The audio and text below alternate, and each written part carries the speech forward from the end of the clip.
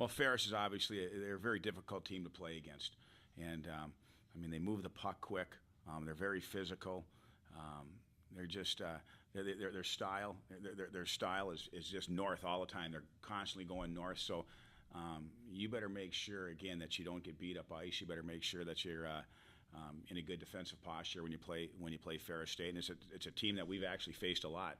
Since we've been in the WCHA. I mean, the first two, WCHA playoffs, we met Ferris State, and again, we just played them a lot over the course of the last 4 years. And it's just kind of odd that these are the first two games that we're going to be playing Ferris State this season. One thing when you're forced to make moves, you find out other guys can step to the plate.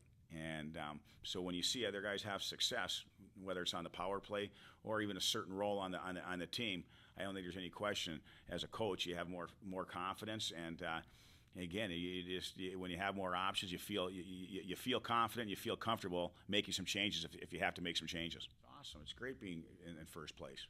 You control your own destiny. I mean, we haven't been in that position in the WCHA, so I mean, I'd be lying to tell you it's not a great spot to be in, but there's still a lot of work that needs to be done, and we know that. And we got a tough schedule. Everybody's got a tough schedule. There's a lot on the line for everybody. We're playing for a championship. Some people are playing for home ice. Some people are playing to, try to get into the playoffs. I mean, everybody's playing for something. So there's a carrot dangled in front of everybody right now. And that's why everybody's going to play their best hockey. It's why it's hard to sweep. It's just, it's hard. It's hard to win, period. And again, when there's a fine line between 1 and 10 in our league, or 2 and 9, or whatever it is, doesn't matter. We talked about that before the season. There's just a fine line between every team. Who's going to get the breaks?